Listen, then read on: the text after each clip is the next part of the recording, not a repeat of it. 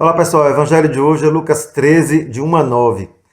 Nesse evangelho, Jesus fala de dois incidentes que aconteceram na Galiléia e em Jerusalém, onde pessoas foram mortas diante de um incidente, uma fatalidade. Mas os outros julgavam as pessoas que tinham sido vítimas dessa fatalidade como sendo culpadas. Elas eram então, na verdade, castigadas por causa dos seus pecados.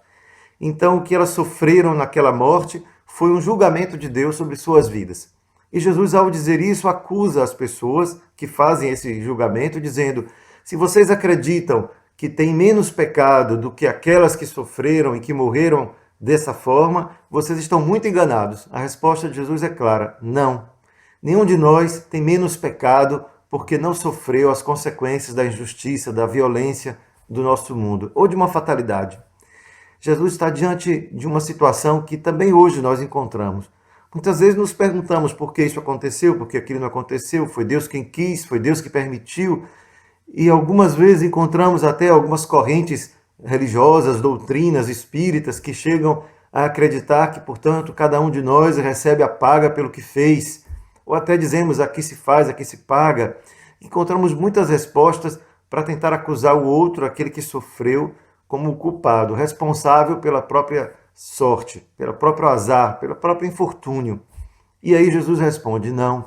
Da mesma forma com que eles morreram de modo surpreendente, eles foram pegos de surpresa diante da morte, todos vocês também serão surpreendidos pela morte. Todos nós, se não nos convertermos, também seremos surpreendidos pelo tempo que passa. E é isso que aconteceu. Aquelas pessoas morreram de uma forma rápida, sem que pudessem ter tempo de se converter. E aí Jesus disse: se vocês não se converterem, vão morrer do mesmo jeito que elas morreram, porque todos estão sob o pecado. Isto é, todos nós, não podemos dizer que existe algum de nós que não tenha nada do que se arrepender. Por quê? Porque, claro, se o meu modelo de justiça for o injusto, o corrupto, o pecador, o assassino, o ladrão, talvez a gente só tenha no Brasil, tirando um percentual, só pessoas boas. Mas se a gente disser que por acaso o nosso modelo é Cristo, que deu a vida, que sofreu, mas na verdade fez tudo isso por amor, porque era generoso, porque perdoou ao extremo, e se a gente tiver como modelo Jesus, quem poderia se dizer igual a ele?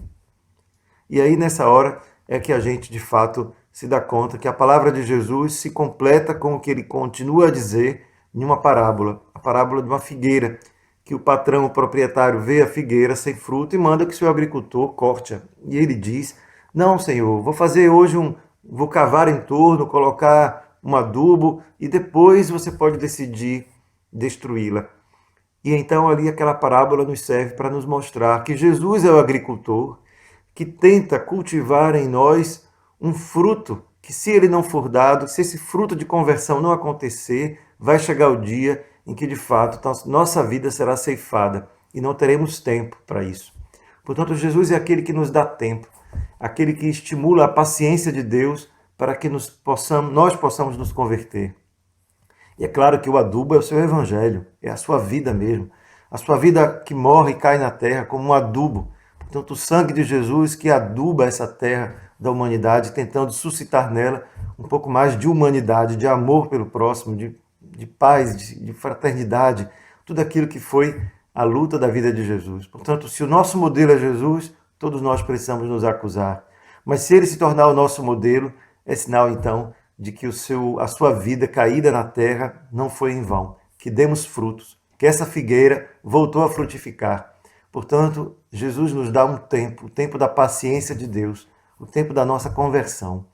E assim esse evangelho nos faz enfrentar a vida compreendendo que as fatalidades podem ocorrer sempre.